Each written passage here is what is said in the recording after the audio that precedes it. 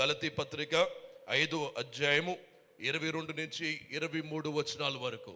అయితే ఆత్మఫలం ఏమనగా ప్రేమ, సంతోషము, సమాధానము, దీర్ఘశాంతము, దయాళుత్వము, మంచితనము, విశ్వాసము, సాత్వికము, ఆశా నిగ్రహము. ఈ యొక్క బైబిల్ గ్రంథంలో మీరు జాగ్రత్తగా చూసినట్లయితే అపోస్తలుడైన పౌలు ఆయన పరిశుద్ధాత్మ గురించి బోల్డని విషయాలు తెలియపరిచాడు. అపోస్తల కార్యము 1వ అధ్యాయంలో నుంచి కూడా యేసు ప్రభు వారు తెలియపరిచాడు మనము పరిశుద్ధాత్మ గురించి కనిపెట్టాలని. అయితే ప్రతి విశ్వాసికి, ప్రతి వ్యక్తి కూడా దేవుడు ఆత్మ ఫలం ఇచ్చి ఉన్నాడు. ఏమిచ్చి ఉన్నాడు? ఆత్మ ఫలము. ఇక్కడ ఇంగ్లీష్ బైబిల్లో చూసినట్లయితే the fruit of the holy spirit అని రాయబడి ఉంది. ఫ్రూట్స్ అని రాయబడి లేదు, ఫ్రూట్ అని రాయబడి ఉంది. అంటే ఈ 9 విషయాలు కూడా ఒక వ్యక్తిలో ఒక ఫలముగా అది ఫలించాలి అనే విషయాన్ని అపోస్తలుడైన పౌలు బహుగా హెచ్చిస్తున్నాడు. సంఘానికి ఎలాగూ ఆత్మ వరాలు కావాలో, ఆత్మ వరాలు సంఘానికి ఎంత ప్రాముఖ్యమో అంత ప్రాముఖ్యము ఆత్మ ఫలాలు కూడా. ప్రతి విశ్వాసి కూడా ఆత్మ ఫలాలు మనము ఫలించాలి అనే విషయాన్ని అపోస్తలుడైన పౌలు బహుగా హెచ్చిస్తున్నాడు. ఆత్మ ఫలాలు 9 ఉన్నాయి.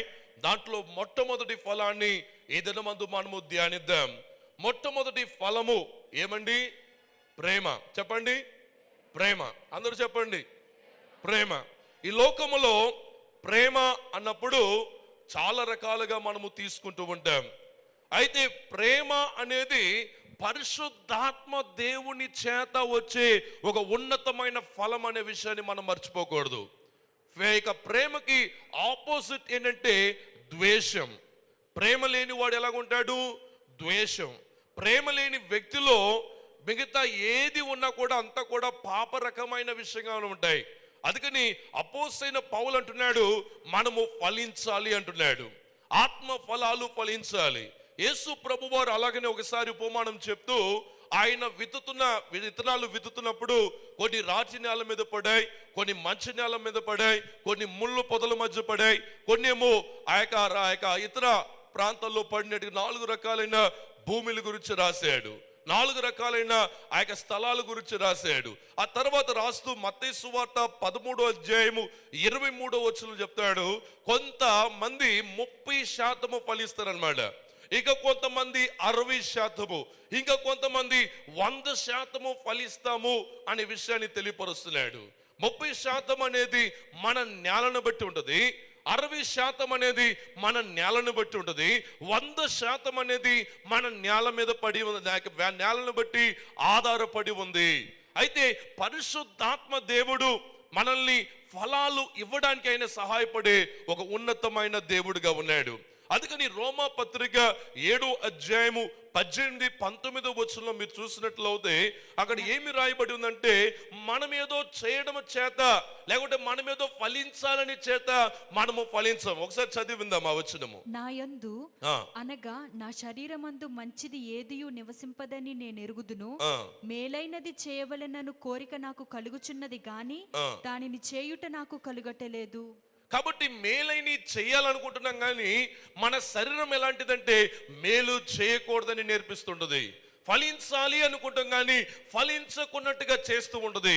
అయితే ఈ ఫలాలు ఎలాగొస్తాయి అనే విషయాన్ని ఇక్కడ చాలా చక్కగా తెలియపరుస్తుంది. ఆత్మ ఫలము, ఆత్మ ఫలము, పరిశుద్ధాత్మ ఫలాలు అన్నమాట. పరిశుద్ధాత్మ దేవుడు మనల్ని ఫలింప చేస్తాడు అని బైబిల్ గ్రంథము తెలియపరుస్తుంది. అలాగనే లూకా సువార్త 13వ అధ్యాయము 6 నుంచి 9వ వచనం వరకు చూసినట్లయితే ఒక పెద్ద అంజురపు చెట్టు అక్కడ కనిపిస్తుంది. ఆ అంజురపు చెట్టు చాలా పెద్దదిగా ఉంది కానీ ఆ యొక్క అంజురపు చెట్టులో ఒక ఫలము కూడా లేదంట. మరలా వచ్చి చూశాడు యజమానుడు, మరలా ఒకవేళ ఫలిస్తుందంటే ఆ యొక్క చెట్టులో ఫలము రాలేదు. మరలా వచ్చాడు, అక్కడ ఫలాలు కనిపించట్లేదు. యజమానుడు అన్నాడు ఈ చెట్టుని నరికి పడేయమన్నాడు. ఈ నరికి పడేసేయండి ఈ చెట్టుని ఆజ్ఞాపించాడు.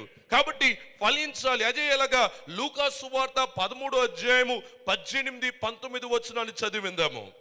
ఆయన దేవుని రాజ్యము దేనిని పోలి ఉన్నది, దేనితో దాని పోల్తును, ఒక మనుషుడు తీసుకుని పోయి తన తోటలో వేసిన ఆవగింజను పోలియున్నది. అది పెరిగి వృక్షమాయెను. ఆకాశ పక్షులు దాని కొమ్మలయందు నివసించెననెను. మరలా ఆయన దేవుని రాజ్యమును దేనితో పోల్తును? ఒక స్త్రీ తీసుకొని అంతయు పులిసి పొంగు వరకు 3 కుంచముల పిండిలో దాచిపెట్టిన పుల్లని పిండిని పోలియున్నదని చెప్పెను. కాబట్టి ఇక్కడ చాలా చక్కగా తెలియపరుస్తున్నాడు. అంజూరపు చెట్టులో అది ఫలం ఇవ్వలేదు, కానీ ఈ యొక్క రాగి ఏది మన యొక్క చిన్న విత్తనము, ఆ విత్తనం ఆవగించి అది వేయబడినప్పుడు, ఇక మస్టర్డ్ సీడ్ అది భూమిలో వేయబడినప్పుడు అది చచ్చిపోయి చాలా చక్కగా పెద్ద చెట్టు అవుతుంది.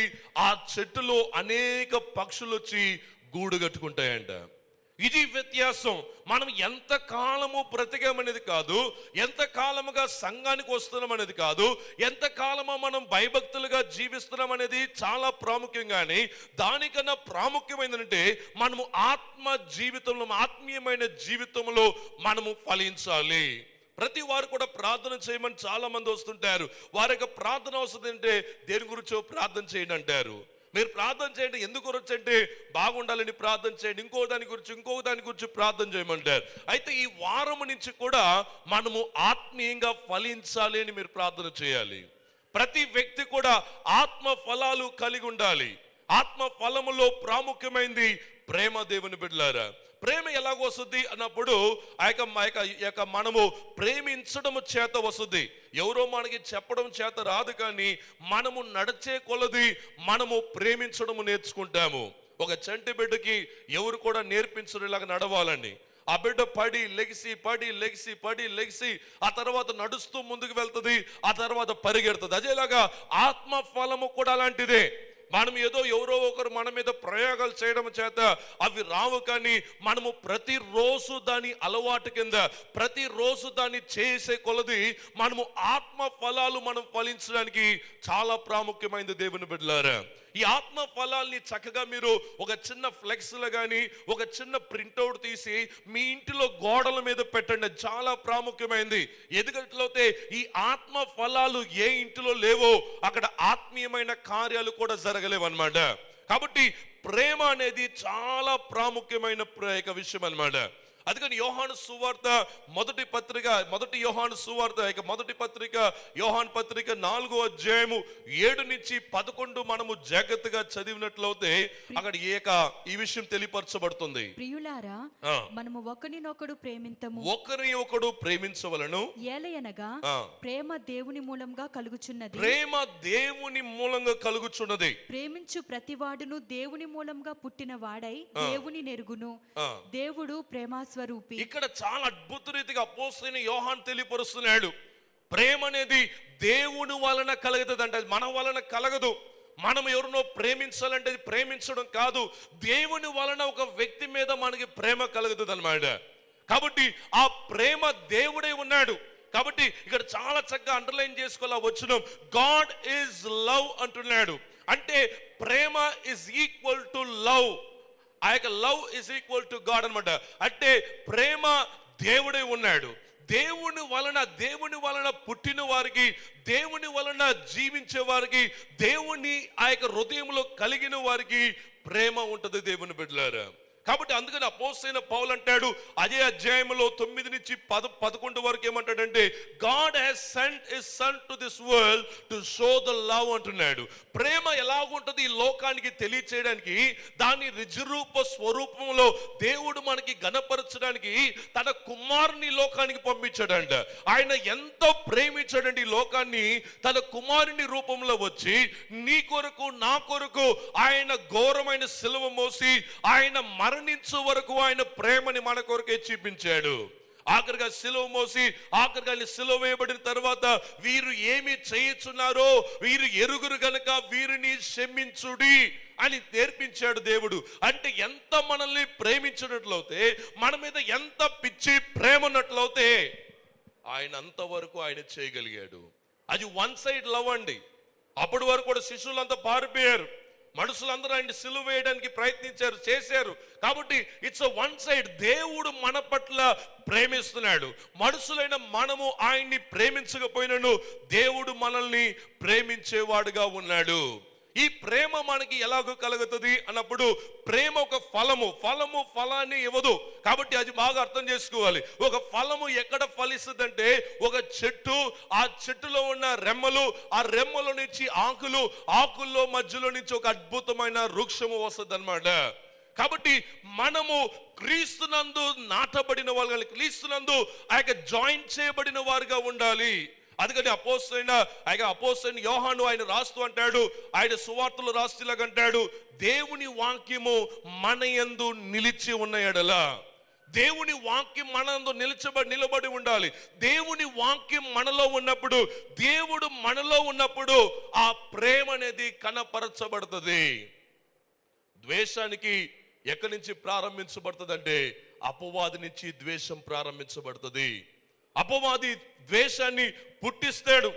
అపవాది ఎలాంటి వాడంటే వ్యక్తికి ఇంకొక వ్యక్తికి ద్వేషాన్ని పుట్టించి ఆ ద్వేషాన్ని మెల్లమెల్లగా అది మన యొక్క జీవితాల్ని నాశనపరుచుతుంటది దేవుని బిడ్డలారా. కాబట్టి ఈ యొక్క ప్రేమ విషయంలో మాత్రము మనము ఏ మాత్రము కూడా రాజీ పడకూడదు దేవుని బిడ్డలారా.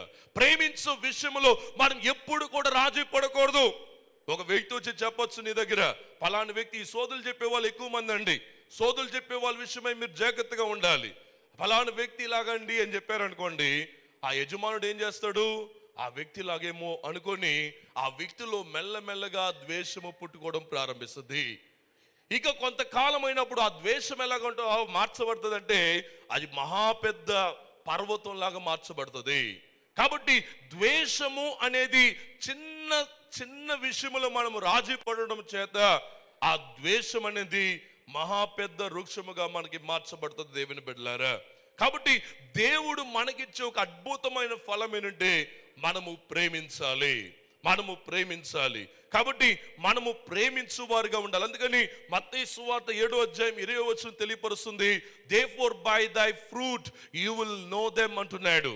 అంటే చాలా మంది ప్రవక్తలు వస్తున్నారు, చాలా మంది ఈ కాలంలో పెద్ద దైవ సేవకులు వస్తున్నారు. వారు నిజంగా దేవుని యొక్క భక్తులా కాదా, వారు చేసే సూచక్రియలు నిజమా కాదని తెలుసుకోవాలన్నట్లయితే వారి యొక్క ఫలాలను బట్టి వారు నిజమైన సేవకులా కాదని యేసు ప్రభు వారు తెలియపరుస్తున్నాడు. మన శరీరానికి కళ్ళు వెలుగై ఉన్నాయంట. కళ్ళు లేకపోతే ఏమవుతుంది, మనం ఏమీ చూడలేం, మనం ఏమీ అనుభవించలేం. ఏది నల్ల తెల్ల తెలియదు, ఏది బంగారము వెండిని తెలియదు, ఏది కాగితమా 1000 రూపాయల నోట్ అని తెలియదు. కాబట్టి ఈ కన్ను ఎంత ప్రాముఖ్యమైందో, the eyes is so precious, it is the light to the body అంటున్నాడు యేసు ప్రభు వారు. కాబట్టి ఈ కళ్ళు ఎంత విలువైందో అంత విలువైందనమాట. ఈ ఆత్మ ఫలాల్లో ప్రేమ అనేది అంత విలువైందనమాట. ప్రేమ లేకపోయినట్లయితే మనము మిగతా ఏది చేసినను అది చీకటి అని అపోస్తలుడైన పౌలు తెలియపరుస్తున్నాడు. ఒకసారి అందరు కళ్ళు మూసుకుందామా? ఒకసారి కళ్ళు మూసుకుని అందరు కళ్ళు మూయండి. మీకు ఏదైనా కనిపిస్తున్నాయా? నేను కనిపిస్తున్నాను పోనీ? లైట్లు కనిపిస్తున్నాయా? మీరు చుట్టుపక్కల తిరిగి చూడండి, ముఖాలు కనిపిస్తున్నాయా? చూడండి, ఏమీ కనిపించవు. మీ ముందు బంగారం పెట్టినా కనిపించదు, మీ ముందు ఎన్ని కోట్ల రూపాయలు పెట్టినా తన్నుకొని వెళ్ళిపోతారు, ఎందుకంటే కళ్ళు కనిపించవు కాబట్టి. అందుకని బైబిల్ గ్రంథం అంటుంది ప్రేమ అనేది ఒక కళ్ళు లాంటిది అనమాట. మన కళ్ళు ఎంత ప్రాముఖ్యమో ప్రేమ అనేది ఒక క్రైస్తవ జీవితంలో, ఒక క్రైస్తవ విశ్వాసిగా ప్రేమ అనేది చాలా ప్రాముఖ్యం. ప్రేమ లేకపోతే సంతోషంగా ఉంటామా? ప్రేమ లేకపోతే దయాళత్వం వస్తుందా? ప్రేమ లేకపోతే శాంతిగా ఉంటామా? ప్రేమ లేకపోతే ఆ యొక్క ఆశ నిర్గమం వస్తుందా? ప్రేమ లేకపోతే ఇతర ఫలాలు వస్తాయా? రాలేవు. అందుకని బైబిల్ గ్రంథములో ప్రేమని దేవుడు బహుగా హెచ్చించాడు అనమాట. కాబట్టి దేవుని బిడ్డలుగా మీరు ప్రేమించాలి. దేవునికి స్తోత్రం కలుగును గాక. హల్లెలూయా. మనము ప్రేమ కలిగి ఉండాలి. కాబట్టి ఈ ప్రేమ చాలా మంది ఎక్కడ ఉంటుందంటే 1 తిమోతి పత్రిక, ఎందుకనగా ధనాపేక్ష సమస్తమైన కీడులకు మూలము. ధనాపేక్ష అంటే ద లవ్ ఆఫ్ మనీ. బాగా అర్థం చేసుకోండి. డబ్బు మీద ప్రేమ పడినట్లయితే అన్ని కీడుకి అది మూలం అంట. మీరు దేన్ని ప్రేమించాలో తర్వాత నేను చెప్తాను. లోకాన్ని కాదు మనం ప్రేమించాల్సి ఉంది, లోకములను ఆస్తులు పాస్తులు కాదు. అయితే మనము ప్రేమించాల్సినది క్రీస్తు ప్రేమని మనము కలిగి ఉండాలి.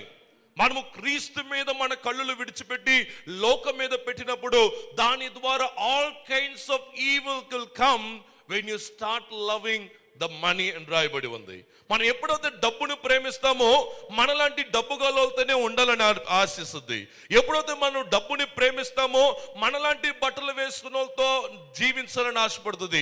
ఎప్పుడైతే మనలో డబ్బు ఉంటుందో మనలాంటి ఇంటి కలిగిన వాళ్ళతోనే సంబంధం పెట్టుకోవాలని ఆశపడుతుంది.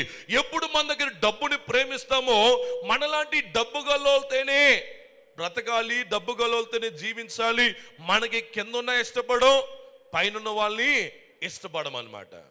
అలాంటి ప్రేమ గురించి రాయబడలేదు బైబిల్ గ్రంథంలో. ఈ ప్రేమ నిష్కపటమైన ప్రేమ. దేవునికి స్తోత్రం కలుగునుగాక. ఈ ప్రేమ సహించు ప్రేమ.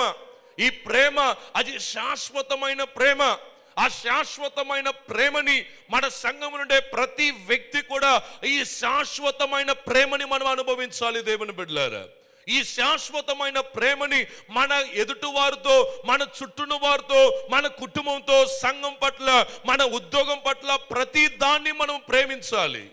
మనం ఎప్పుడైతే ఆ ప్రేమతో మనము చేస్తామో దేవునికి అధికమైన ఆశీర్వాదాలు, అధికమైన జీవితాల్లో ప్రతి రకమైన ఆశీర్వాదాలు మన కుటుంబంలోకి వస్తాయి. దేవుని బిడ్డలారా, చూడండి, అపోస్తలుడైన పౌలు ప్రేమ గురించి రాస్తూ చాలా అద్భుతమైన ఒక శాస్త్రం రాస్తున్నాడు. చూడండి, మొదటి కొరింథీ పత్రిక 13వ అధ్యాయము 1వ వచనం నుంచి. మనుషుల భాషలతోనూ దేవదూతల భాషలతోనూ నేను మాట్లాడినను ప్రేమ లేని వాడినైతే మ్రోగెడు కంచును గనగననాడు తాళమునై యుందును. ప్రవచించు కృపావరము కలిగి మర్మములన్నీయు జ్ఞానమంతియు ఎరిగిన వాడనైనను కొండలను పెకిలింపగల పరిపూర్ణ విశ్వాసము గలవాడనైనను ప్రేమ లేని వాడినైతే నేను వ్యర్థుడను. చాలా గొప్ప పరిచర్య చేస్తున్నాం, అద్భుతాలు జరుగుతున్నాయి, ఆశ్చర్యకార్యాలు జరుగుతున్నాయి, పెద్ద పెద్ద ప్రసంగాలు చేస్తున్నాం, కొన్ని వేల మంది విశ్వాసులు ఉన్నారు, ఇది అది బాగున్నాయి వినడానికి. అయితే మనలో ప్రేమ లేకపోయినట్లయితే, మనలో ప్రేమ లేకపోయినట్లయితే అవన్నీ కూడా వ్యర్థము అని రాయబడి. చెప్పండి వ్యర్థము, చెప్పండి వ్యర్థము. అంటే ఏంటి? గంటల గంటల సేపు మోకరించి ప్రార్థన చేసి, గంటల గంటల సేపు బైబిల్ చదివి, గంటల గంటల సేపు ఆత్మతో నింపబడి భాషలు మాట్లాడి, గంటల గంటల సేపు ప్రవచనాలు చెప్పి, గంటల గంటల సేపు ఆయన చచ్చిపోయిన లేపడం, గుడ్డోడిని స్వస్థపరచడం, కుంటోడిని లేపడం, ఇవన్నీ బాగానే ఉన్నాయి. కానీ మీలో ప్రేమ కొరత కలిగినట్లయితే అంత వ్యర్థం అంట. ఏంటంట? అంత వ్యర్థం. చర్చికి రావడం, బైబిల్ గ్రంథం మూసుకొని తిరగడం, లేకుంటే ప్రభు బలలో పాలు పొందడం, ఇవన్నీ చేయడం అంతా కూడా వ్యర్థం అన్నమాట. ఎందుకు? మనలో ప్రేమ లేకపోయినట్లయితే. ప్రేమ అనేది ఎలాగంటే ఒక కళ్ళు లాంటిది అన్నాను కదా. ఈ కళ్ళు చూడాలంటే ఏం కావాలి? మన కళ్ళు కనిపించాలంటే ఏం కావాలండి? వెలుగు కావాలి. వెలుగు అంటే క్రీస్తు. ఆ క్రీస్తు మనలో ఉన్నప్పుడే, ఆ వెలుగుని మనలో కనపరచబడినప్పుడే అప్పుడే మనము చూడగలం అన్నమాట. కాబట్టి అందుకని అంటున్నాడు, ఇవన్నీ చేసినను నీలో ప్రేమ లేకపోతే అవన్నీ కూడా వ్యర్థం అంటున్నాడు. కాబట్టి ఒకవేళ మీలో ప్రార్థనలు చేస్తూ, గొప్ప గొప్ప అద్భుతమైన పరిచర్లు జరిగిస్తూ చాలా మంచి పనులు చేస్తున్నారు, మంచిదే. అయితే ప్రేమ లేకపోయినట్లయితే అవన్నీ కూడా వ్యర్థం. ఇంకా ముందుకు వెళ్దాం. 3వ వచనం. బీదల పోషణ కొరకు నా ఆస్తి అంతయు ఇచ్చినను, కాల్చబడుటకు నా శరీరమును అప్పగించినను ప్రేమ లేని వాడనైతే నాకు ప్రయోజనం. చూడండి, బీదలకు ఇచ్చేసాడంట ఒక ఆయన. బీదలకు అంతా ఇచ్చేసాడంట, పనిచేస్తున్నాడంట. ఆఖరికి ఏమయ్యాడంటే తెలుసా? ఈ బీదల కోసం తను తానే చంపేసుకున్నాడంట, తను తానే త్యాగం చేసుకున్నాడు, తను తానే బలి అయ్యాడు. అయితే ప్రేమ లేకపోయింది అనుకోండి, అక్కడ అది కూడా ఏమంట? వ్యర్థం. పక్కింటి వాళ్ళకి అన్నం పెడుతూ తూ తీ అని చెప్పి తిట్టి ఇచ్చారనుకోండి, తీసుకుంటారా? సంతోషం ఉండదా తీసుకునే వాళ్ళు? నీ బిడ్డలకి ఏదో గిఫ్ట్ ఇస్తున్నారు, చాలా మంది తప్పులు చేస్తుంటారు. ఓ గిఫ్ట్ కొనడానికి వెళ్తారు, ఆ గిఫ్ట్ చాలా ఖరీదైపోయింది, తిట్టుకుంటూ ఇస్తే ఎలాగుంటుంది? ఆ గిఫ్ట్ చాలా సంతోషంగా తీసుకుంటారా? నీ పక్కింటి వాళ్ళు చాలా కష్టంగా ఉంది, వాళ్ళు సడన్ గా నీ ఇంటికి వచ్చారు, ఇప్పుడు ఏం చేయాలి? నువ్వు తిట్టుకుంటూ ఇస్తే ఎలాగుంటుంది? అమ్మ ఉంచుకోండి అని చెప్పి మనం ఇవ్వాలి. అంతేగాని ఈ టైంలో వచ్చారు వీళ్ళు ఇలాగా అలాగని తిట్టుకుంటూ మనము ద్వేషముతో వాళ్ళకి ఇచ్చినట్లయితే, వీళ్ళు ఇలాగ అవుతారు నాకు ముందే తెలుసు కాబట్టి అందుకనే వీరు ఆఖరికి అడుక్కునే పరిస్థితికి అయిపోయారు అని చెప్పే అలాంటి పరిస్థితులకు మనం వెళ్ళి వారికి ఇచ్చినట్లయితే దాని యొక్క విలువ శూన్యం అన్నమాట. కాబట్టి మనల్ని ఎదుటి వారి కొరకే ఏదైనా చేయాలన్నా దాంట్లో ఏముండాలి? ముందుగా ప్రేమ ఉండాలి. ఈయన ఫలాని వ్యక్తి ఇలాంటి పని చేస్తున్నాడని నేను కూడా పని చేస్తే ఆ పనిలో ప్రేమ లేకపోతే అది వ్యర్థం అన్నమాట. మదర్ తెరేసా గారు చాలా ప్రేమ కలిగిన వ్యక్తి. ఆవిడ చిన్ననాట్లోనే చాలా అద్భుతమైన పరిచర్య జరిగించింది. ఈరోజు లోకమంతా కూడా మదర్ తెరేసాని, ఆవిడని తల్లిగారిని బాగా జ్ఞాపకం చేసుకుంటారు. నేను కూడా లేకుంటే ఇంకొక వ్యక్తి కూడా ఆవిడలాగా అవ్వాలని చెప్పి ఎంత డబ్బు ఖర్చు చేసినా ఆ కుష్ఠవ్యాధిని తాకి వాళ్ళని హత్తుకొని వాళ్ళని ప్రేమించి వారికి భోజనం పెట్టి వారికి అన్నం తినిపించి ఇవన్నీ చేయలేకపోయినా, ఆ ప్రేమ లేకపోతే, ఆ త్యాగమైన ప్రేమ లేకపోతే ఆవిడ లాంటి పేరు పొందుకోగలమా? కాబట్టి అదన్నమాట బైబిల్ గ్రంథం చెప్తుంది. ఇంకోటి చూడండి, 4వ వచనము. ప్రేమ దీర్ఘకాలము సహించును, ప్రేమ దీర్ఘకాలము సహించును, దయ చూపించును, ప్రేమ మత్సరపడదు, ప్రేమ డంబంగా ప్రవర్తించదు, ఉప్పొంగదు, అమర్యాదగా నడవదు, స్వప్రయోజనమును విచారించుకొనదు, త్వరగా కోపపడదు, అపకారమును మనసులో ఉంచుకొనదు, దుర్నీతి విషయమై సంతోషపడక సత్యమునందు సంతోషించును, అన్నిటికీ తాళుకొనును, అన్నిటినీ నమ్మును, అన్నిటినీ నిరీక్షించును, అన్నిటినీ ఓర్చును. ప్రేమ శాశ్వత కాలముండును. ప్రేమ శాశ్వత కాలముండును. చెప్పండి అందరూ, ప్రేమ శాశ్వత కాలము. మళ్ళీ అందరూ చెప్తాం, ప్రేమ శాశ్వత కాలముండును. ప్రవచనములైనను నిరర్ధకములగును, భాషలైనను నిలిచిపోవును, జ్ఞానమైనను నిరర్ధకమగును. మనము కొంత మట్టుకు ఎరుగుదుము, కొంత మట్టుకు ప్రవచించుచున్నాము గాని పూర్ణమైనది వచ్చినప్పుడు పూర్ణము కానిది నిరర్ధకమగును. కాబట్టి ఇక్కడ ఏమంటున్నాడు బాగా అర్థం చేసుకోవాలి. ప్రేమ అనేది చాలా ప్రాముఖ్యమైనది.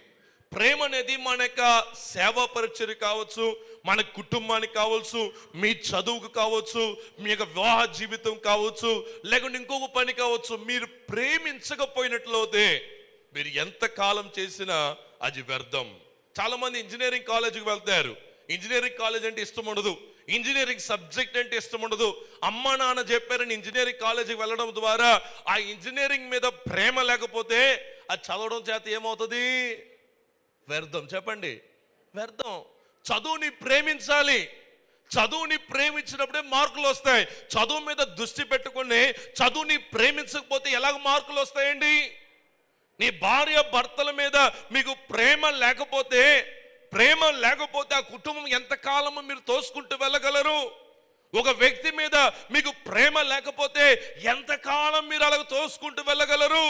ప్రేమ అనేది ప్రతి జీవితానికి, ప్రతి ఒక్క కార్యానికి అది ఒక పునాదిగా ఉన్నది అనే విషయాన్ని క్రైస్తవుడిగా నువ్వు దేవుని మందిరంలో ఉన్న నీతో పరిశుద్ధాత్మ దేవుడు మాట్లాడుతున్నాడు.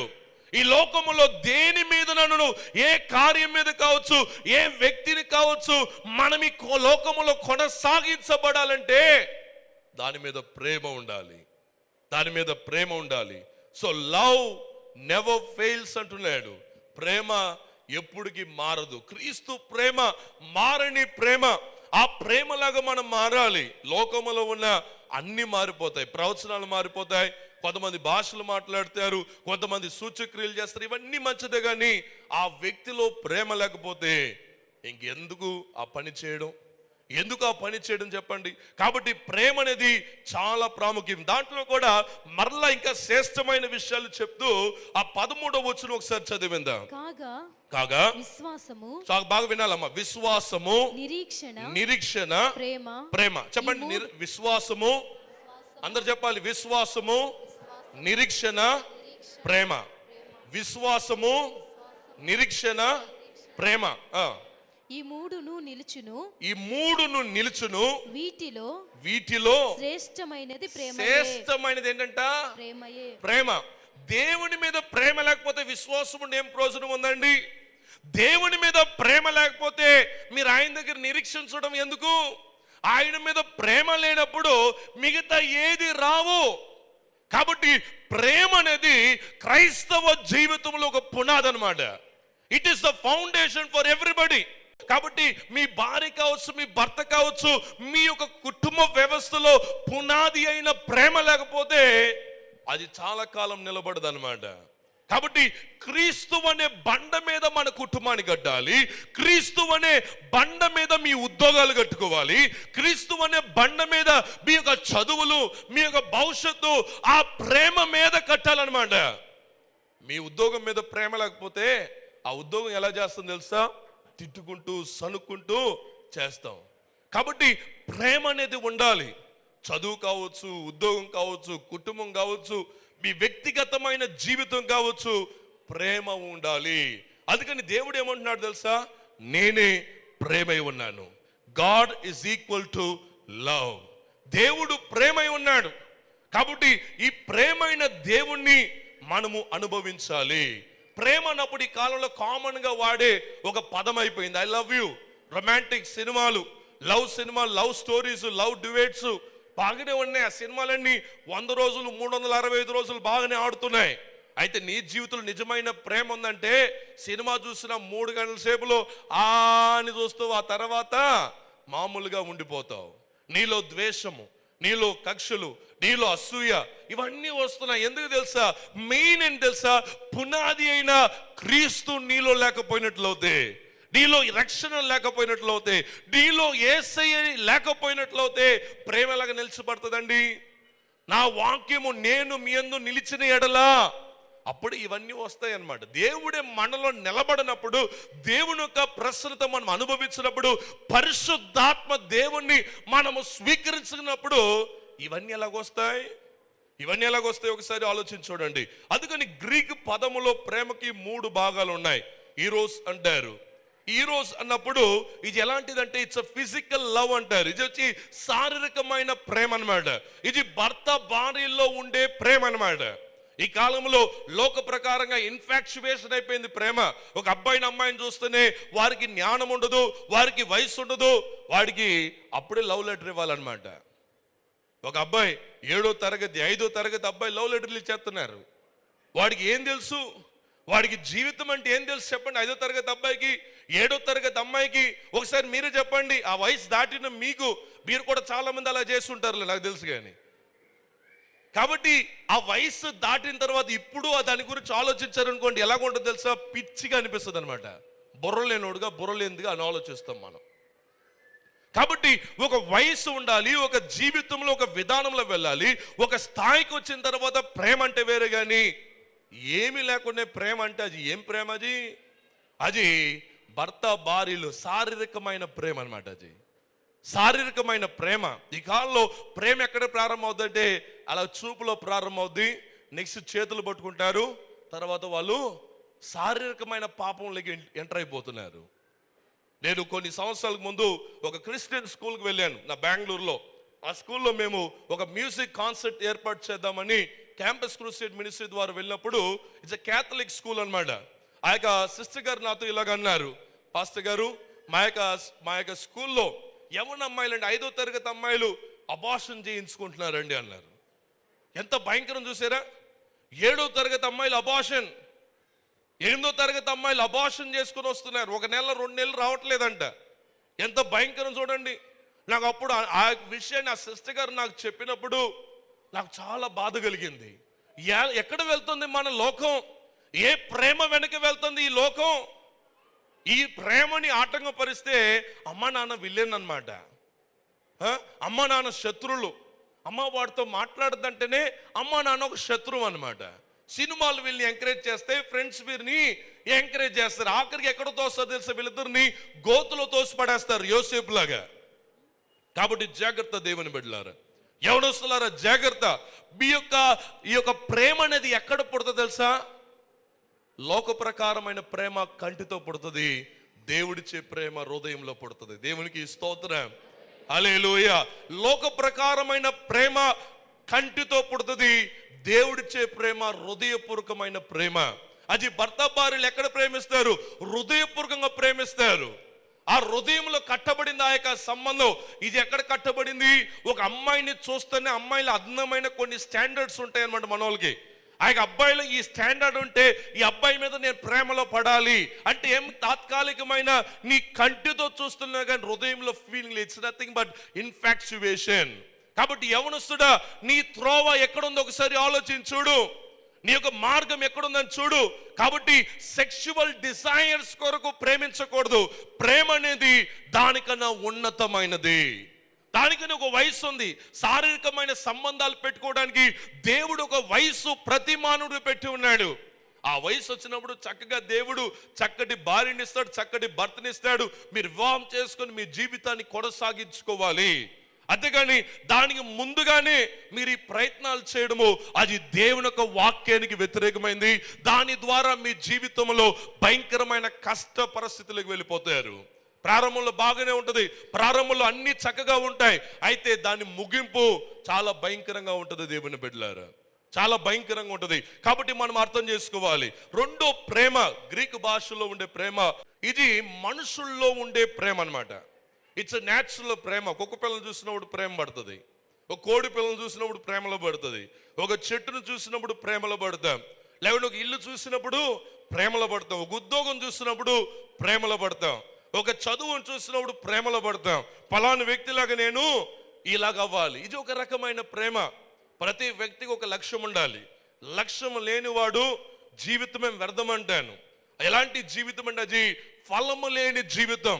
ఓ యవనస్తుడా, నువ్వు చదువు చామ ఏమీ లేకుండా దండకి ఇంట్లో కూర్చున్నావు అనుకో, అది ఆశీర్వాదం కాదు. సోమరులకి దేవుడు ఆయన కాదు, సోమరులకి ఆయన కర్త కాదు, సోమరికి ఆఖరికి ఏమి ఉండదంట. కాబట్టి ప్రతి చిన్న పిల్లల నుంచి పెద్దవాళ్ళ వరకు మీ స్థాయిలో ఏమి చేయాలో ఆ పనిని సక్రమంగా చేయాలి. స్కూల్లో ఉన్నప్పుడు ఉద్యోగం చేయడం కాదు, స్కూల్లో ఉన్నప్పుడు నువ్వు చక్కగా చదువుకోవాలి. నీ చదువులో నువ్వు కేంద్రీకరించాలి, ఆ చదువుని ప్రేమించాలి. నీ చదువును నువ్వు ప్రేమించినట్లయితే భవిష్యత్తులో నువ్వు చాలా గొప్ప వ్యక్తి అవుతావు. యవన కాలంలో చిన్న వయసులో నువ్వు చేయాల్సిన పనిని సక్రమంగా చేసుకుని వచ్చినట్లయితే రాబోయే కాలంలో నీ జీవితంలో గొప్ప వ్యక్తి అవుతావు దేవుని బిడ్డలారా. కాబట్టి చిన్నపిల్లలైన వారు మీరు సండే స్కూల్కి వెళ్ళాలి, అయినా మీరు ఇక్కడ కూర్చున్నారు, అయినా మీకు చెప్తున్నాను, మీ యొక్క చిన్న వయసులోనే మీ స్కూల్లో మీ సబ్జెక్ట్ని ప్రేమించండి, మీ స్కూల్ టీచర్ని ప్రేమించండి, మీ స్కూల్ని ప్రేమించండి. అది చాలా ప్రాముఖ్యము. యవన కాలంలో ఉండేవాళ్ళు మీ చదువుని ప్రేమించండి, మీ స్కిల్స్ని ప్రేమించండి, మీరు ఎక్కడికి వెళ్ళాలి, మీ గమ్యం ఏంటి, మీరు ఏం ఉద్యోగం వెళ్ళాలి, దాన్ని ప్రేమించండి, దాన్ని వెంటాడండి. ఒక విషయాన్ని ప్రేమించినప్పుడు మానవుడు ఎక్కడి వరకు వెళ్తాడంటే ఆ ప్రేమ కోసం చచ్చిపోయే వరకు వెళ్తాడండి. చాలా మంది అమ్మాయిల కోసం అబ్బాయిల కోసం ప్రేమలో పడి ఆత్మహత్య చేసుకున్న వాళ్ళు ఎంతో మందిని చూస్తున్నాం. ప్రతిరోజు న్యూస్ పేపర్లో పిచ్చి ప్రేమ అండి, పనికిరాని ప్రేమ అండి. అది అదే ప్రేమ నీ చదువు మీద చూపించినట్లయితే, అదే ప్రేమ నేను పలాని విషయాన్ని సాధించాలని నువ్వు ప్రయత్నించినట్లయితే నీ అంతం ఎలా ఉంటుంది తెలుసా? చాలా అద్భుతంగా అమోరంగా ఉంటుంది అన్నమాట. నీ జీవితం చాలా అద్భుత రీతిగా ఉంటుంది.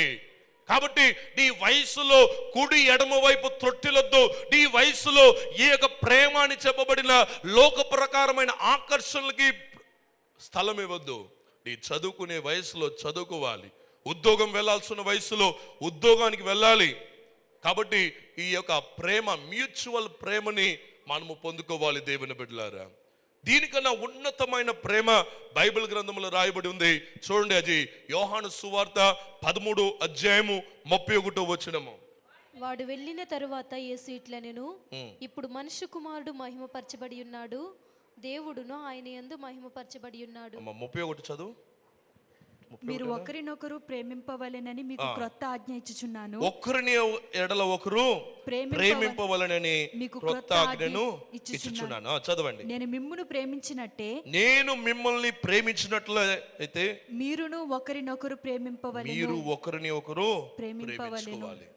ఈ ప్రేమ అనేది మీ అన్నదమ్ముల్లో అలాంటి ప్రేమ ఉండాలి. ఒకసారి నా వైపు చూడండి. మీ అన్నదమ్ముల్లో అలాంటి ప్రేమ కనిపించాలి. మీ అక్కా చెల్లెలు అలాంటి ప్రేమని మీరు కోల్పోవద్దండి. జీవితంలో ఒకేసారి వాళ్ళు మనతో ఉంటారు. వారిని సరిగా మనం ప్రేమించకపోయినట్లయితే ఇంకేముందండి ఈ లోకంలో? అన్నదమ్ములు, అక్కా చెల్లెలు మీరు ప్రేమించుకోవాలి. మీకు తల్లిదండ్రులని మీరు ప్రేమించాలి. తల్లిదండ్రులు కొంతకాలమే ఉంటారు. నా వయసు 32 సంవత్సరాలు. మా నాన్నగారు మా అమ్మగారు ఇంకొంతకాలమే ఉంటారు. వారిని ప్రేమించాలి. నాగా పిల్లల్ని నేను ప్రేమించాలి. వారిని సరైన విధానం నేను తరబితిచ్చి వారిని నడిపించాలి. మనం ప్రేమించినప్పుడే వారి మీద శ్రద్ధ కలుగుతుంది. ద్వేషం అనేది చిన్న చిన్న కార్యాలను బట్టి వస్తుంది. ఎమోషనల్ ఫీలింగ్ మన యొక్క మానసికమైన ఆలోచనలను బట్టి ఇలాంటి ఎమోషన్ ఫీలింగ్స్ ద్వారా హేట్రెడ్నెస్, ద్వేషం అనేది వస్తుంది. ప్రేమ అనేది దేవుని వలన వస్తుంది. ఈరోజు ఒకసారి ఆలోచించి చూడండి, మీకు ఎవరి మీద ద్వేషం ఉన్నదా? మీకు ఎవరి మీద ద్వేషం ఉన్నట్లయితే వెంటనే ఆ వ్యక్తితో మీరు సమాధాన పడాలి. ఆ వ్యక్తితో మీరు సమాధాన పడాలి. మీ యొక్క జీవితంలో ఎవరి గురించో ప్రతిరోజు కూడా మీరు ద్వేషమైన మాటలు పలుకుతున్నట్లయితే ఆ వ్యక్తిని మీరు క్షమించి ఆ వ్యక్తిని మీరు ప్రేమించాలి. దేవుని బిడ్డలారా, ఆ వ్యక్తిని మీరు ప్రేమించాలి. ఆ యొక్క ప్రేమ అనేది చాలా విలువైందండి.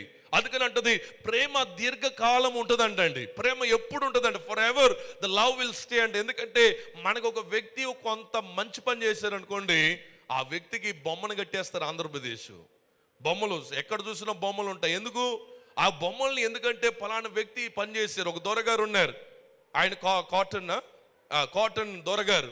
ఆయన ఆర్డీ ఆఫీస్లో ఒకసారి వెళ్ళినప్పుడు ఆ గుర్రం మీద చూసినప్పుడు నాకు చాలా ఇష్టమైంది. ఎవరి దొరగారు అన్నప్పుడు ఈ ప్రాంతాన్ని అంతా సర్వే చేశాడంట. ఈరోజు కెనాల్స్, మనకున్న కాలువలన్నిటికీ ఆయనే ప్లాన్ ఇచ్చాడు, ఆయనే చేయించాడు దగ్గరుండి. ఆయనకి బొమ్మలు పెట్టారు. ప్రేమ ఇచ్చినప్పుడు, ఒక ప్రాంతాన్ని మనం ప్రేమించిన, ఒక వ్యక్తిని ప్రేమించినప్పుడు వాళ్ళ హృదయాల్లో వాళ్ళ పిల్లల తరతరముగా మనం మిగిలిపోతాం. అదే ఒక ద్వేషం పుట్టిందనుకోండి, అది పిల్లలకి గొడవలు, సరిహద్దు గొడవలు, ఇతర గొడవలు, అది తరతరాలకి వెళ్ళిపోతాయి అన్నమాట. కాబట్టి మనము ప్రేమని ఎన్నుకోవాలి కానీ గొడవలు కాదండి. ప్రేమని ఎన్నుకోవాలి కానీ ఆ యొక్క ద్వేషము కాదు. ప్రేమని ఎన్నుకోవాలి కానీ మిగతా ఏది కాదు. అందుకని యేసు ప్రభు అంటున్నాడు, నేను క్రొత్త ఆజ్ఞని మీకు ఇస్తున్నాను. ఏంటి ఆజ్ఞ అంటే, మీరు ఒకరి ఎడల ఒకరు ప్రేమ కలిగి ఉండాలి. నీ భార్యని మీరు ప్రేమించండి, నీ భర్తని మీరు ప్రేమించండి. చాలా ప్రాముఖ్యమైనది. ఎవరినో ఊర్లో ఉండాలి అందరిని ప్రేమించడం కాదు, నీ కుటుంబంలో నీ పిల్లల్ని ప్రేమించాలి. ప్రేమ చాలా ప్రాముఖ్యమైందండి. ఎలాంటి ప్రేమ అంటే, ఈ యొక్క గ్రీకు భాషలో 3వ పదం ఏంటంటే అగాపే ప్రేమ అన్నమాట. ఉన్నతమైన ప్రేమ. ఈ ప్రేమ దేవుని వలన వచ్చిన ప్రేమ అన్నమాట. ఈ అగాపే ప్రేమ, చెప్పండి అందరూ, అగాపే ప్రేమ. ఈ అగాపే ప్రేమతో మనం ప్రేమించాలి. అలాంటి ఉన్నతమైన ప్రేమతో మనము ఎదుటివాడిని ప్రేమించాలి. అందుకని యేసు ప్రభు మీద ఆనాడు శిష్యులకి ప్రేమ ఉంది కనుక ఇది పవిత్రమైన ప్రేమ, ఈ యొక్క నిష్కపటమైన ప్రేమ, ఇది ఏది ఎదురు చూసి వచ్చే ప్రేమ కాదు కనుక ఈ యొక్క తోమ భారతదేశం వరకు ఆయన వచ్చి సువార్తని ప్రకటించారు. దేవుని బిడ్డలారా, కాబట్టి ఈ ప్రేమ ఎప్పుడు వస్తుంది తెలుసా? మనలో పరిశుద్ధాత్మ దేవుడు ఉన్నప్పుడు వస్తుంది. అందుకని రోమపత్రిక 5వ అధ్యాయము 5వ వచనం తెలియపరుస్తుంది, మన ప్రేమ అంట it should be overflowing అంట, it should be pouring out. ఎప్పుడు ఎల్లప్పుడు మనలో అది వస్తూనే ఉండాలి, బయటికి వస్తూనే ఉండాలి. ఆ ప్రేమ అనేది ఆ యొక్క ప్రేమతో మనం నింపబడి ఉండాలి. మీ ఇంటికి ఒక వ్యక్తి వచ్చినప్పుడు ఆ వ్యక్తిని ప్రేమతో పలకరించండి. మీ చుట్టూన్న వ్యక్తుల్ని ప్రేమతో పలకరించండి. మీరు వారికి ఒక కప్పు టీ ఇవ్వకపోయినా పర్వాలేదు, వాళ్ళని చూస్తేనే చక్కగా నవ్వుతూ ఎలాగున్నారమ్మా, ప్రైజ్ లోడ్ అండి, ఏం సంగతులండి, పిల్లలంతా బాగున్నారా అని మీరు చక్కగా నవ్వుతూ మాట్లాడారనుకోండి, వారు ఎల్లప్పుడూ మిమ్మల్ని జ్ఞాపకం చేసుకుంటారు. అంతేగాని బాగున్నారా అని ఒకలాగా ముఖము, వాడిపోయిన ముఖం, వంకాయలాగా ముఖం పెట్టుకొని మాట్లాడితే ఎలాగుంటుంది? వారు ఎప్పుడు కూడా మనల్ని బట్టి సంతోషించరు. కాబట్టి ప్రేమ అనేది చాలా ప్రాముఖ్యం. అందుకని యేసు ప్రభు వారు శిలువలో మరణించిన తర్వాత, పునరుత్థానమైన తర్వాత పేతురు పక్కన కూర్చున్నారంటే యేసయ్య. చూడండి, యోహాను సువార్త 21వ అధ్యాయము 15 నుంచి 19 వరకు మీరు చూసినట్లయితే ప్రేమని ఎంత విలువిచ్చాడంటే యేసయ్య ఆయన అంటాడు, పేతురు నువ్వు నన్ను ప్రేమిస్తున్నావా? అర్థమైందండి? మీకు అర్థమైందా? యేసయ్య అడుగుతున్నాడు, పేతురుని అడుగుతున్నాడు, పేతురు నువ్వు నన్ను ప్రేమిస్తున్నావా? నేను నిన్ను ప్రేమిస్తున్నాను, ఫీడ్ మై ల్యాంప్ అంటున్నాడు, నా గొర్రెల్ని మేపుమంటాడు. కాబట్టి పేతురు నన్ను ప్రేమిస్తున్నావా మరలా అడుగుతున్నాడు. సిమియోను నువ్వు నన్ను ప్రేమిస్తున్నావా అని మరలా అడిగినప్పుడు, ఎస్ దేవా నేను నిన్ను ప్రేమిస్తున్నప్పుడు నా యొక్క గొర్రెల్ని కాపాడుమంటున్నాడు. కాబట్టి మరలా పేతురు అడుగుతున్నాడు, పేతురు నువ్వు నన్ను ప్రేమిస్తున్నావా? అయ్యా నేను నిన్ను ప్రేమిస్తున్నాను అయ్యా అన్నప్పుడు మరలా ఏమంటున్నాడు, నా గొర్రెల్ని మేపమంటున్నాడు. బాగా అర్థం చేసుకోండి. ఎందుకు ముమ్మారులు అడిగాడు యేసు ప్రభు? ఎందుకంటే ముమ్మారులు పేతురు ఆయన తెలియదని చెప్పి దాక్కుని తిరిగాడు. ముమ్మార్లు దాక్కొని తిరిగాడు. యేసు ప్రభు వారు సిలువ వేయబడే సమయంలో పేతురుని అడిగారు, ఈయన నీకు తెలుసు కదా, నువ్వు ఆ వ్యక్తి కదా అన్నప్పుడు, నేను కాను అని చెప్పేసి దాక్కున్నాడు. అందుకని యేసు అంటున్నాడు, ముమ్మార్లు అడిగాడండి, పేతురు నువ్వు నన్ను ప్రేమిస్తున్నావా? నువ్వు నన్ను ప్రేమించకపోతే ఈ గొర్రెల్ని కాయి, ఈ గొర్రెలకి భోజనం పెట్టు, ఈ గొర్రెల్ని జాగ్రత్తగా చూసుకో, ఈ గొర్రెల్ని చూసుకో. ఆయన యేసయ్య ఈ లోకం వెళ్ళేటప్పుడు కూడా మీ గురించి ఆలోచించాడండి. మీ గురించి, నా గొర్రెలు నా గొర్రెలు నా గొర్రెలు, కాబట్టి మీ క్షేమమే దేవుడు మాకు అప్పగించిన పరిచర్య యొక్క క్షేమం. కాబట్టి పేతురుని అడుగుతున్నాడు, నువ్వు నన్ను ప్రేమిస్తున్నావా? ఈరోజు దేవుడు నిన్ను అడుగుతున్నాడు, నువ్వు నన్ను ప్రేమిస్తున్నావా అని. నువ్వు నన్ను ప్రేమించినట్లు అవుతే మొట్టమొదటిగా చెప్పే మాట తెలుసా? నువ్వు నన్ను ప్రేమించు అంటాడు. ఏంటి? నువ్వు నన్ను ప్రేమించదవుతే దేవుణ్ణి నువ్వు ప్రేమించాలి. మరలా దేవుడు అడుగుతున్నాడు, అమ్మా నువ్వు నన్ను ప్రేమిస్తున్నావా అని అడిగాడు అనుకోండి. మరలా అయ్యా నేను ప్రేమిస్తున్నాను అని చెప్పారు అనుకోండి. రెండోది ఏమంటాడు తెలుసా? నీ చుట్టూ వారిని ప్రేమించమంటాడు. ఈ మూడోసారి ఏమంటాడు తెలుసా? నిన్ను నువ్వే ప్రేమించుకో అంటాడు. నిన్ను నువ్వే ప్రేమించుకో. ఈ మూడు విషయాలు చాలా ప్రాముఖ్యమైనది. చాలా మంది ఊర్లో ఉండే వాళ్ళందరినీ ప్రేమిస్తారు, వాళ్ళ కుటుంబాన్ని ప్రేమించరు, తన్ను తాను ప్రేమించుకోరు. చాలా మంది తన్ను తాను మేకప్లు తన్ను తాను చూసుకుంటారు, కానీ లోకం నుండి వాళ్ళని చూడరు, దేవుణ్ణి ప్రేమించరు. అయితే మనం మూడు విషయాలు చేయవాలి. ఒకటి, దేవుణ్ణి ప్రేమించాలి. చెప్పండి, దేవుణ్ణి ప్రేమించాలి. రెండోది, అందరినీ ప్రేమించాలి. మూడోది, నన్ను ప్రేమించుకోవాలి. చెప్పండి, నన్ను ప్రేమించుకోవాలి. మిమ్మల్ని మీరు ప్రేమించుకోవాలి. మిమ్మల్ని మీరే ప్రేమించకపోయినట్లయితే ఆత్మహత్య అనే తలంపులు వస్తాయి. మిమ్మల్ని మీరే ప్రేమించకపోతే చచ్చిపోదామనే ఆలోచన వస్తుంది. మీ మీదే మీకు అసహ్యం వచ్చినప్పుడు ఇలాంటి తప్పైన నిర్ణయాలకు వెళ్ళిపోతారు. కాబట్టి దేవుని బిడ్డలారా, మనం చాలా జాగ్రత్తగా ఉండాలి. మన యొక్క సంఘంలో ఒక బ్రదర్ ఉండేవారు. ఆ యొక్క బ్రదర్ సిస్టర్ గారికి ఒకే ఒక కుమారుడు. ఆయన తను తాను ద్వేషించడం ప్రారంభించాడు. ఒకరోజు చప్పా చేయకుండా వెళ్ళి ఆత్మహత్య చేసుకున్నాడు.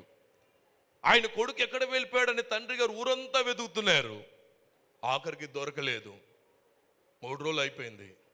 తర్వాత చూసినప్పుడు ఆయన ఎక్కడ ఉద్యోగం చేస్తాడో అక్కడ ఆత్మహత్య చేసుకున్నాడు. ఆ కొట్టుని ఆయన్ని చేతనే మోసేశారు.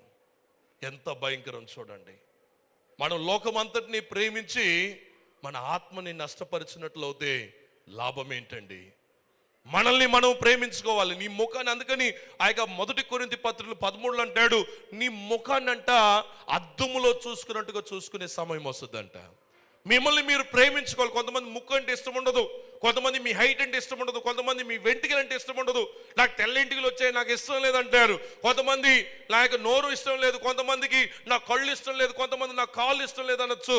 అయితే ఈరోజు మొట్టమొదటిగా మిమ్మల్ని మీరు ప్రేమించుకున్నప్పుడు, మీరు దేవుని ప్రేమించినప్పుడు, మీరు చుట్టూ వారిని ప్రేమించినప్పుడు, అప్పుడే నిజమైన దేవుని బిడ్డలుగా మీరు ఉంటారు. దేవుని బిడ్డలారా, అందుకని యేసు ప్రభు వారు మత్తయి సువార్త 22:37-40 చెప్తాడు, మన హృదయములో ప్రేమ కలుగుతుందంట, మన ఆత్మలో ప్రేమ కలుగుతుందంట.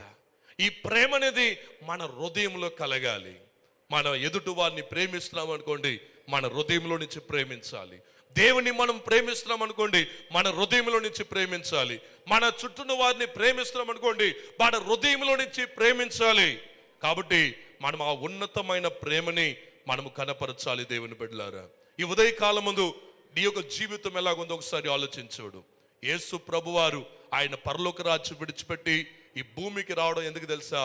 నీ కోసం, నా కోసం ఆయన ప్రేమని కనపరచడానికి, నిన్ను నన్ను ఆయన రూపంలో మార్చడానికి, నిన్ను నన్ను ఆయన రాజ్యంకు తీసుకువెళ్ళడానికి. ఆయన తను తాను వ్యక్తినిగా చేసుకొని, తను తాను తగ్గించుకొని, పశువుల పాకలో పుట్టి మనలాగా నార్మల్ జీవితాన్ని బ్రతికి ఆఖరికి సిలువలో ఆయన మరణించాడు. ఆయన తిరిగి లెగిసిన తర్వాత కూడా ఆయన ఎవరైతే తెలియదని చెప్పి దాక్కొని తిరిగారు, ఆ గలిలీ అనే ప్రాంతంలో వాళ్ళని వెతుక్కుంటూ వెళ్ళాడు. ఎవరైతే ఆయన ప్రేమించలేదో, ఆయన సిలువ పడిపోయిన తర్వాత అందరూ శిష్యులందరూ పారిపోయారు. వాళ్ళ దగ్గరికి ప్రేమిస్తూ వెనక్కి వెళ్ళాడు. ఈరోజు నీ వెంట వస్తున్నాడు. యేసే నిన్ను వెతికి రక్షించడానికి వచ్చి ఉన్నాడు. నీలో ప్రేమ లేకపోతే ఏముందో లాభం? నీలో ప్రేమ లేకపోతే, నీ భర్తకి నీకు ప్రేమ లేకపోతే, నీ భార్యకి నీకు ప్రేమ లేకపోతే ఆ కుటుంబం ఎంతకాలం నిలుస్తుంది? నీ పిల్లల మీద నీకు ప్రేమ లేకపోతే ఎంతకాలం నిలుస్తుంది? నీ పిల్లల గురించి నీకే తెలియకపోతే ఎంత భయంకరం ఆలోచించి చూడండి.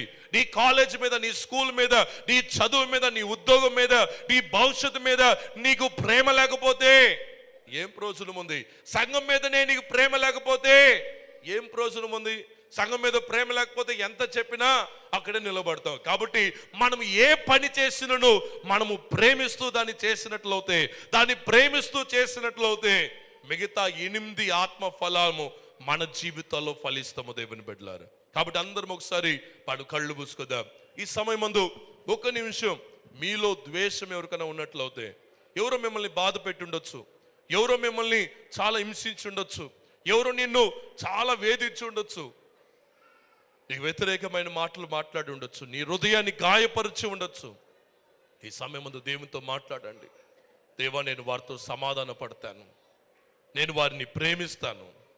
ప్రేమించినప్పుడే సమాధానం వస్తుంది, ప్రేమించినప్పుడే సంతోషం వస్తుంది, ప్రేమించినప్పుడే శాంతి వస్తుంది, ప్రేమించినప్పుడే ఓపిక వస్తుంది, లేకుంటే పేషెన్స్ వస్తుంది.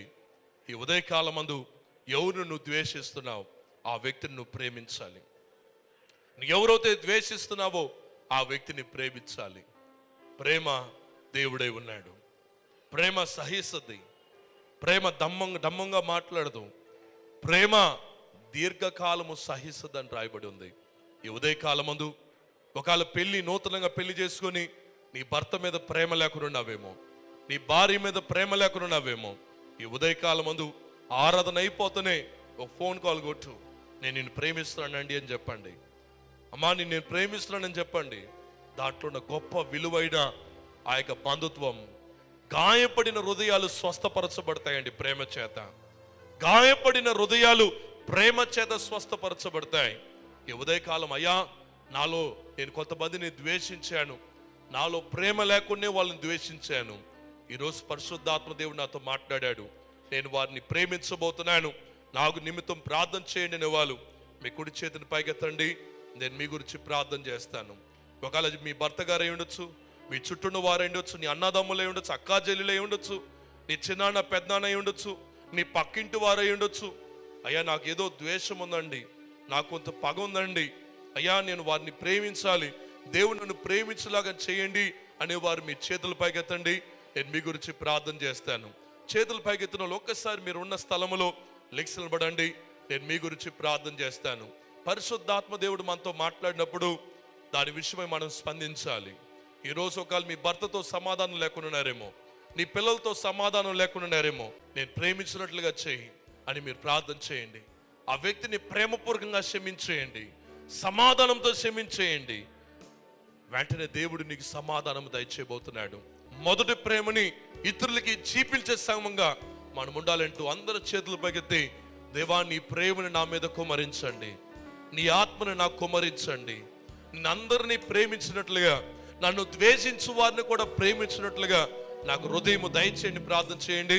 నేను మీ నిమిత్తం ప్రార్థన చేస్తాడు. పరిశుద్ధమైన దేవా, మీకు వందనాలు. నీ బిడ్డలు ప్రభా, మేమందరము కూడా ప్రభా ఈ లోకానికి సాక్షులుగా నిలబెట్టమని ప్రార్థన చేస్తున్నాం.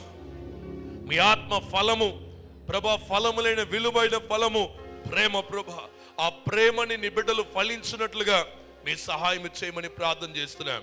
వారు వ్యక్తిగతంగా వారు ప్రేమించినట్లుగా, వారి చుట్టూన్న కుటుంబాల్ని, వాళ్ళ బంధువుల్ని, స్నేహితుల్ని, పొరుగు వారిని ప్రేమించినట్లుగా, వాళ్ళ శత్రువుని ప్రేమించినట్లుగా సహాయం చేయండి. వారు మిమ్మల్ని ప్రేమించినట్లుగా వాళ్ళ హృదయంలో మీ కొరకే ఒక స్థలముని సిద్ధపరచమని ప్రార్థన చేస్తున్నాం. ఈ వర్తమానం విన్న ప్రతి వారిని దీవించండి. ప్రతి హృదయములో సమాధానం వెంటనే కలుగును గాక. నీ బిడ్డల్ని ప్రత్యేకంగా సమాధానంతో నింపండి, సంతోషంతో నింపండి, శాంతితో నింపండి. ఇది మొదలుకొని ప్రభా, వారు ఉప్పొంగిపోయే ప్రేమతో వారిని నింపమని యేసు నామందు ప్రార్థించి వేడుకుంటున్నాం తండ్రి. ఆమేన్, ఆమేన్. మరి పరమ తండ్రి అయిన దేవుని ప్రేమ, కుమారుడైన యేసు క్రీస్తు కృప, పరిశుద్ధాత్మ దీవెనలు సహవాసం ఇప్పుడు ఎల్లప్పుడూ సదాకాలం మనకి తోడే ఉండి నడిపించును గాక. ఆమేన్. పరలోకమందున్న మా తండ్రి, మీ నామం పరిశుద్ధపరచబడును గాక, మీ రాజ్యం వచ్చును గాక, మీ చిత్తం పరలోకమందు నెరవేర్చబడినట్లు భూమి మీద నెరవేర్చబడిన గాక. మనదిన ఆహారం నేడు మాకు దయచేయం. అపరాధం చేసిన వారు క్షమించినట్లు శోధన లేక దుష్టుని తప్పించు. రాజ్యము, శక్తి, మహిమ నిరంతరం నీవై ఉన్నావు తండ్రి. ఆమేన్.